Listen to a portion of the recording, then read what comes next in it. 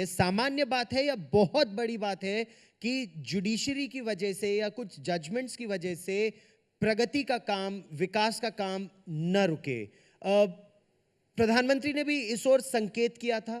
उन्होंने ये कहा था कि उपनिवेशवाद, कॉलोनियलिज्म चला गया है, लेकिन वो कॉलोनियल थॉट अभी भी है।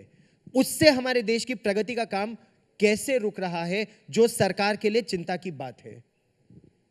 नहीं, हम ये नहीं मानते कि जुडिशरी की वजह से देश को नुकसान हो रहा है। ये तो बिल्कुल कहना भी नहीं चाहिए और ये सही बात नहीं है। हम ये अपील कर रहे हैं कि देश का जो ग्रोथ में और तेजी लाने के लिए जुडिशरी का प्रोएक्टिव रोल क्या हो सकते हैं, यही काम। जैसे कि जस्टिस नहीं देंगे, यानी कि अगर एक केस 10-10 साल चल रहे हैं तो ये तो स्वाभाविक बात है कि ये ठीक बात नहीं है।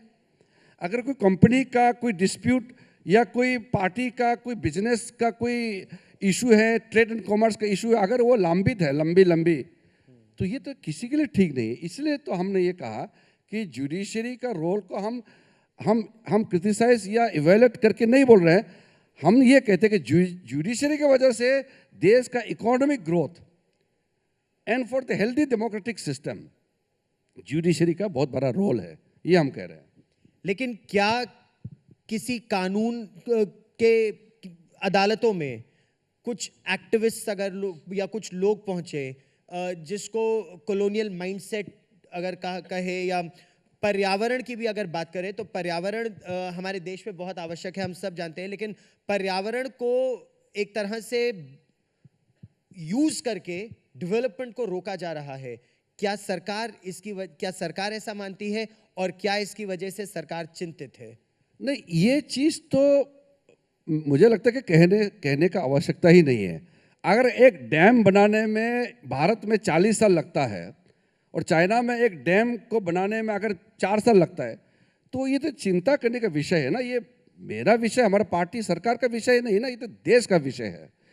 तो अगर इन्वायरमेंट के नाम में अगर हम डेवलपमेंट के जो प्रोसेस है उसमें हम ऑब्स्टेकल डाल रहे हैं, तो ये तो सबको चिंता करना चाहिए। तो देश का इन्वायरमेंटल स्थिति, क्लाइमेट चेंज से लेकर के हर एक व्यवस्था को सरकार तो चिंता करना ही है। अब प्राइम मिनिस्टर ने इतना बड़ा कमिटमेंट COP26 में जो कमिटमेंट देके आया, अब दुनिया पूरा तारीफ कर रहे हैं। नरेंद्र मोदी जी ने जो किया है वो दुनिया के लिए है, ये सब मानते हैं। लेकिन देश में सरकार ने अपना एक तय किया हुआ है कि हम इन्वायरमेंटल जो इश्यूज है उसको हम कॉम्प्रोमाइज़ नहीं कर सकते हैं। इन्वायरमेंट हमारे लिए बहुत बड़ा इशू है। उसी प्रकार से ह्यूमन राइट्स होते हैं, हमारा जो बाकी चीज़ें होता है, जो बेसिक प्रोटेक्शन दिया हुआ है संविधान में, उसका संरक्षण करना ये हमारी जिम्मेदारी है।